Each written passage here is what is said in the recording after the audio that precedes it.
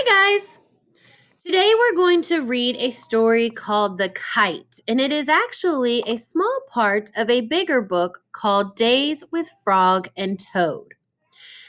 This story is a fantasy. That means it could not happen in real life. As you read, notice how the author made Frog and Toad similar to how real people act. And also, as we think, let's keep in mind that five-finger retell. I want you to think about the characters, the setting, the beginning of the story, what happened in the middle of the story, and how did the story end. Frog and Toad went out to fly a kite. They went to a large meadow where the wind was strong. Our kite will fly up and up, said Frog. It will fly all the way up to the top of the sky. Toad, said Frog, I will hold the ball of string. You hold the kite and run.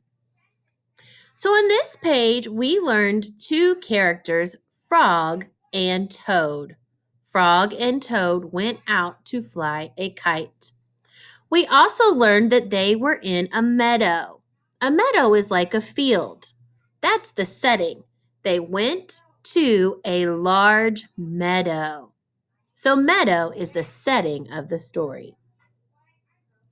And now, at the beginning of the story, they went out to fly a kite.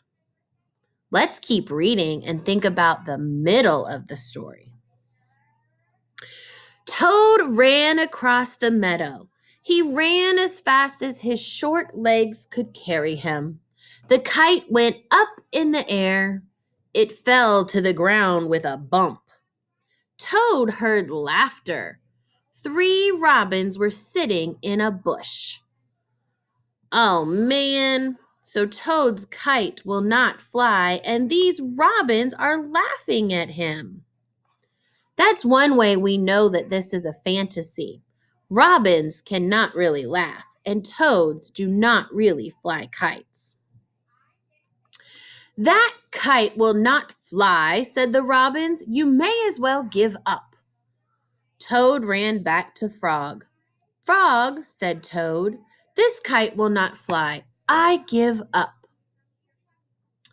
Well, so far, Toad is having a problem flying his kite.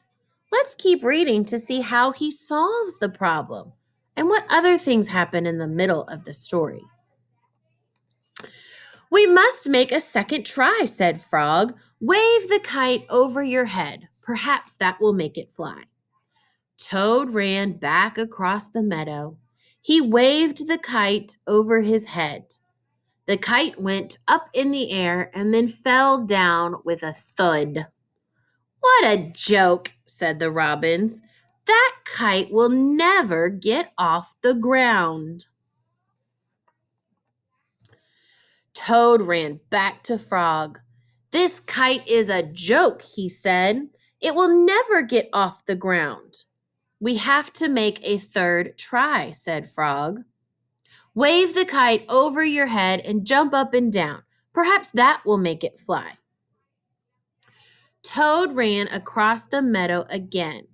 He waved the kite over his head. He jumped up and down.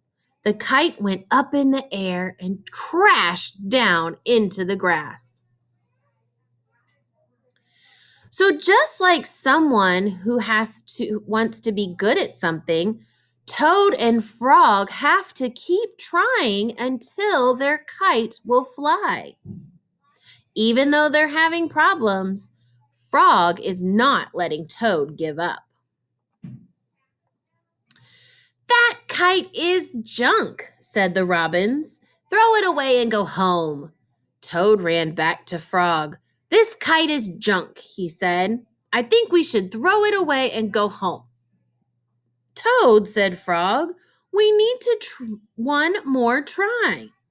Wave the kite over your head. Jump up and down and shout, up, kite, up. Toad ran across the meadow.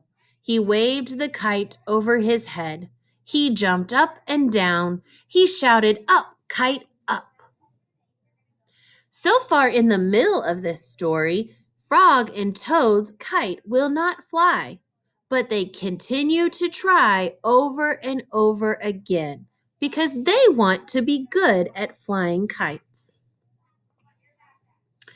The kite flew into the air. It climbed higher and higher. "We did it!" cried Frog. "Yes," said Frog. "If a running try did not work, a running and waving try did not work, and a running, waving, and jumping try did not work, I knew that running, waving, jumping, and shouting try just had to work." So that's how they solved their problem. They kept trying and trying and trying until finally they got their kite to fly. The robins flew out of the bush but they could not fly as high as the kite. Frog and Toad sat and watched their kite. It seemed to be flying way up at the top of the sky. In this story, Frog and Toad had a problem. They could not fly their kite, but they kept trying and trying until the kite would fly.